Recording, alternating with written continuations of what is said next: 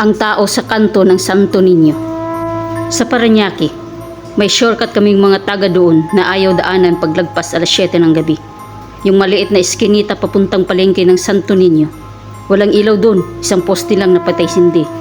Si Junjun, pinsan ko, bagong lipat, sabi ko sa kanya, huwag kang dadaan doon paggabi. Umikot ka na lang. Tumawa lang siya. Takot ka pa rin sa multo? 2026 na? Isang gabi, alas 11, umuulan, nag-chat siya sa akin. Pinsan, dito ako sa shortcut, ang dilim pala. Hindi na siya nag-reply. Pinuntahan ko. Pagdating ko sa bungad ng eskinita, nakita ko siya nakatayo sa gitna, nakatalikod, basang-basa. Junjun! Hindi siya lumingon. Lumapit ako. At doon ko nakita, nakasuot siya ng kapote niya, pero yung liig, wala siyang ulo. Putol na parang pinutol ng matalim na bagay.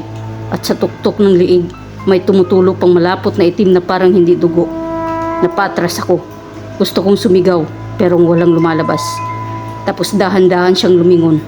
Walang ulo, pero lumingon yung buong katawan niya sa akin at nagsalita.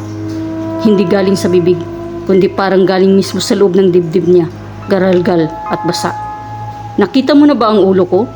Biglang may kumaluskos sa likod ko.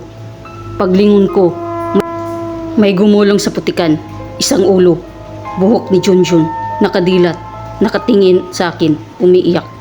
Huwag mo akong iwan dito, bulong ng ulo. Pagbalik ng tingin ko sa harap, wala na yung katawang walang ulo. Pero yung ulo ni Junjun sa putikan, wala na ring mata. Dalawang butas na lang na may umaagos na lupa. Tumakbo ako, hindi ako lumingon. Kinabukasan, nakita si Junjun ng mga tanod. Nakahandusay sa eskinita, buhay pero tulala. Wala siyang maalala. Pero mula noon, tuwing umuulan, naglalakad daw siya ng tulog, papunta lagi sa eskinita. At pag nagigising siya, lagi niyang sinasabi, may kasama raw siyang naghahanap ng ulo niya. At yung kasama niya, matagal nang walang ulo, pero ayaw tumigil, hanggat wala siyang maipapalit. Hanggang ngayon, pag dumadaan ako doon sa umaga, may nakikita akong bakas ng paa sa putik. 2 paris, isang papunta, isang pabalik. Pero isa lang ang may kasamang bakas ng gulong na bilog, parang ulo na gumugulong.